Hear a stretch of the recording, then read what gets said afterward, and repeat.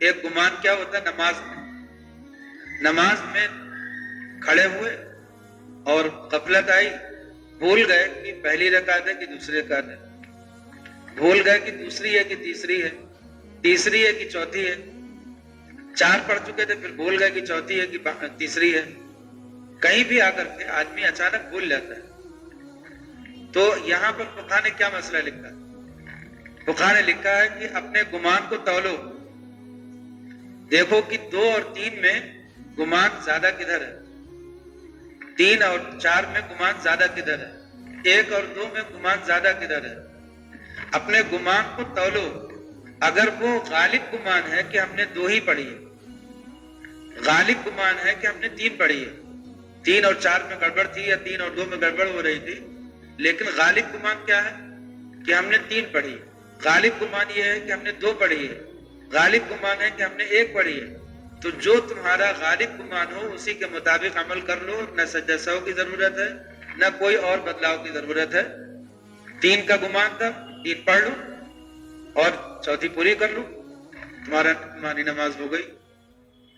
اس میں ایک مسئلہ اور بتا دیں، ایک آدمی 4 رکعت اسے پڑھنی تھی، ایک آدمی کو اس نے 3 ہی پہ سلام پھیر دیا، وہ یہ سمجھ رہا کہ میں نے 4 پڑھ لیا، اس نے 3 پر اپنی 4 سمجھ کر کے نماز پڑھ لیا، پوری کر لیا اور اٹھ کر کے جانے بھی لگا۔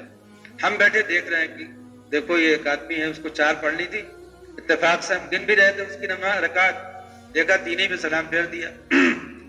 تو پہلی بات تو میرے لیے ہے کہ کیا مجھے اسے ٹوکنا چاہیے؟ اس کو ہمیں ٹوکنا نہیں چاہیے، چھوڑ دینا چاہیے، اس کا اللہ کا معاملہ ہے۔ پتہ نہیں وہ 3 رکعت اس نے واقعی 3 رکعت پڑھی ہے، مغرب کی قضا پڑھ رہا تھا یا کیا پڑھ رہا تھا، ہم سے کیا لینا دینا۔ تو پہلا مسئلہ تو میرے لیے ہے کہ ہم اسے بتائیں یا نہ بتائیں، اگر بتا دیا تو بھی جائز ہے، لیکن اگر نہ بتائیں تو کوئی حرج نہیں۔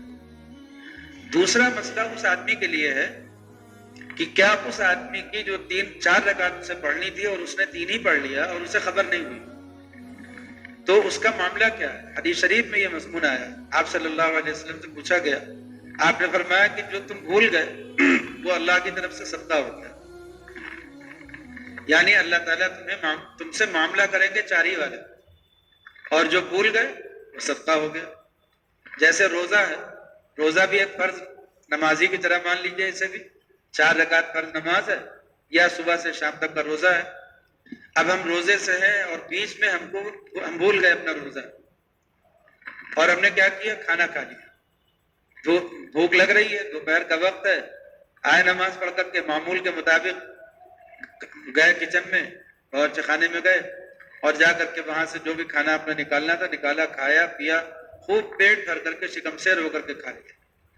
اب اس کے بعد جب بستر پر آ کر کے لیٹے تو یاد آیا کہ ہم تو روزے سے ہیں، اور ہم نے یہ کھانا پانی سب کچھ اتنا پیٹ بھر کر کے کھا لیا، پتہ ہی نہیں چلا، خیال ہی نہیں آیا کہ ہم روزے سے ہیں، بالکل ہی خیال نہیں آیا کہ روزے سے، اور کھا پی لیا۔ تو یہ جو کھا پی لیا ہے، اس کے بارے میں اللہ کے رسول سے پوچھا گیا کہ کیا کرے؟ آپ نے فرمایا کہ یہ اللہ کی طرف سے صدقہ ہو گیا، جاؤ تمہارا روزہ ہو گیا۔ تو یہ بھول کر کے اگر کوئی آدمی کوئی 1 رکعت 2 رکعت اس کی ختم ہو گئی اور نہیں اس کو پتا چلا، اور کبھی اس کو کسی نے بتایا بھی نہیں، تو اس کی وہ نماز اس کے ذمے سے ختم ہو گئی، اللہ کے وہاں اس کی نماز پوری ہو گئی۔ تو 2 مسئلے ہو گئے نا۔ تو بھولنا جو ہے یہ اللہ کی طرف سے صدقہ ہوتا ہے اللہ کے کسی کام پہ۔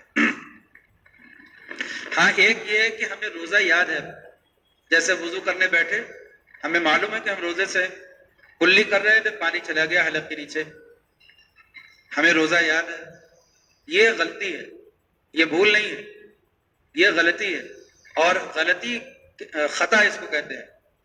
تو خطا کے ساتھ روزہ ٹوٹ جاتا ہے، ذرا سا پانی حلق سے اتر گیا، بس سحری میں کھا رہے تھے، کچھ کھاتے کھاتے اچانک گھڑی دیکھا وقت تو نکل چکا ہے، روزے کا وقت شروع ہو چکا ہے۔ اب یہ غلطی ہے کہ ہمیں روزہ معلوم ہے، یاد ہے، کوئی چیز بھولے نہیں ہے، لیکن ہم نے غلطی سے کھا لیا ہے یا غلطی سے کچھ پی لیا ہے، تو وہ ایک اونٹ بھی چلا گیا غلطی سے، تو روزہ ٹوٹ جائے گا۔ پورا روزہ روزہ دار کی طرح گزارنا ضروری ہے، اور بعد میں اس کی قضا کرنا ضروری ہے۔ ٹھیک؟ تو یہ سب مسائل ہو رہے تھے. یہ بتا رہے تھے زن پر کہ گمان غالب جو ہوتا ہے یہ شریعت میں اس کا اعتبار کتنا ہے کہ غالب گمان یہ تھا کہ میری 3 رکعت ہوئی ہے, صبح ہو رہا تھا 2 اور 3 میں, 2 پڑھی ہے کہ 4, 3 پڑھی ہے. غالب گمان یہ ہے کہ میں نے 3 پڑھی ہے, تو اب وہ 3 ہی مان لو کہ تم نے 3 پڑھی ہے اور چوتھی پوری کرو, نماز تمہاری پوری ہو گئی. ٹھیک. غالب گمان یہ ہے کہ 2 پڑھی ہے تو 2 کرو. لیکن اگر گمان کسی طرف غالب نہیں ہوا ہے, یہ مسئلہ ہم آپ کو سمجھا رہے تھے نا کہ ایک ہوتا ہے خیال, خیال سے آگے بڑھتی ہے کوئی چیز, جب بار بار خیال آنے لگے تو وہم, وہم سے آگے بڑھتی ہے تو ظن یعنی گمان. گمان میں بھی 2 درجے ہوتے ہیں, ایک اس کا یہ کنارہ ہوتا ہے جو وہم کی طرف ہوتا ہے, ایک وہ کنارہ ہوتا ہے جو یقین کی طرف ہوتا ہے. جب اس سے بھی زیادہ کوئی چیز آگے بڑھ جاتی ہے تو اس کو کیا کہتے ہیں؟ یقین. ٹھیک, اس کو کیا کہتے ہیں؟ یقین کہتے ہیں.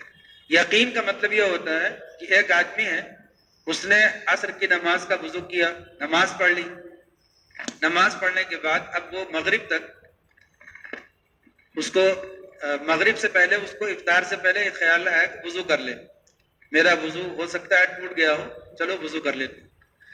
پھر اس نے سوچا کہ وضو کریں یا نہ کریں, میرا وضو ٹوٹا ہے یا نہیں ٹوٹا ہے. اب اگر اسے یقین ہو کہ اس کا وضو ٹوٹا ہے, اپنا وضو ٹوٹنا اسے یاد آ جائے کہ فلاں وقت ریا خارج ہوئی تھی یا ایسا ہوا تھا, یہ واقعہ ہوا تھا, تو جب اسے یقین آ جائے کہ ہاں وہ ریا خارج ہوئی تھی مجھے یاد ہے, تب اس کا وضو ٹوٹا مانا جائے گا. اور جب تک اسے یقین نہ ہو اس وقت تک اس کا وضو نہیں ٹوٹا. مسئلہ سمجھ گئے؟ جب تک اسے یقین نہ ہو جائے کہ میرا وضو کب ٹوٹا ہے, یہ یاد ہی نہیں آیا. جیسے ظہر میں وضو کیا, عصر کی نماز آ کر کے دکان پہ بیٹھ گئے, عصر کی نماز کے لیے اب جانا ہے, وضو ہے کہ نہیں ہے, تو کیا یاد کرنا ہے؟ اپنے اس بیچ میں وضو کا ٹوٹنا اگر یاد آ جائے تو ہمارا وضو نہیں ہے, اور اگر وضو کا ٹوٹنا یاد نہیں آیا تو پھر ہمارا وضو ہے. یہ یقین کا مسئلہ ہوتا ہے. تو اب دیکھیے یہاں پہ ظن والی بات چل رہی تھی کہ جب آدمی کو ظن غالب ہے کہ میری 3 رکعت ہوئی ہے یا 2 ہوئی ہے یا 1 ہوئی ہے, تو شریعت کیا کہتی ہے کہ جو تمہارا غالب گمان ہے وہی کر لو, یقین کا انتظار مت کرنا. یقین تک جانے کی کوئی بات نہیں ہے, جو غالب گمان ہے کر لو اس میں, اور اس میں کوئی سجدہ سہو وغیرہ کرنے کی بھی ضرورت نہیں. لیکن اگر کوئی آدمی شک میں پڑا ہوا ہے, شک کہتے ہیں ہونے اور نہ ہونے کے درمیان کی حالت, نہ ادھر کا گمان ہو پا رہا نہ ادھر کا گمان ہو پا رہا. جب درمیان میں آدمی اٹک جاتا ہے تو اس کو کیا کہتے ہیں؟ شک کہتے ہیں. خوب سمجھ لیجیے گا اس مسئلے کو. شک اس بات کا ہو رہا کہ میں نے 3 پڑھی ہے, شک اس بات کا ہو رہا کہ میں نے 2 پڑھی ہے. جب ہم اپنے دل کا جائزہ لیتے ہیں تو کسی ایک طرف غالب گمان نہیں ہو پا رہا, 2 اور 3 میں اٹکے ہوئے ہیں کہ یہ بھی ہو سکتا ہے یہ بھی ہو سکتا ہے, برابر برابر چل رہا ہے. تو اب شریعت کیا کہتی ہے کہ جو ان دونوں میں کم ہو اس کو مان, جو ان دونوں میں کم ہو. جیسے 3 اور 2 میں شبہ ہو رہا ہے تو کیا مانے؟ 2 مانے. 2 اور 1 میں شبہ ہو رہا تھا تو 1 مانے گے. 3 اور 4 میں شبہ ہو رہا تھا تو 3 مانے گے. یہی نہ ہوگا؟ تو جب شک کی کیفیت ہو یعنی دونوں پلے برابر ہو تو جو کم ہوگا اسے مان لیں گے اور باقی نماز اس کے اعتبار سے پوری کریں گے, لیکن آخر میں سجدہ سہو بھی کریں گے, اس لیے کہ ہو سکتا ہے کہ وہ جو اس نے سوچا وہ صحیح نہ ہو. ٹھیک. تو جب شک کی کیفیت ہو تو کم والے پر عمل کریں گے اور سجدہ سہو کریں گے, اور جب غلبہ گمان کا غلبہ ہو تو جو غلبہ گمان ہے اسی کے مطابق کریں گے اور سجدہ سہو نہیں کریں گے.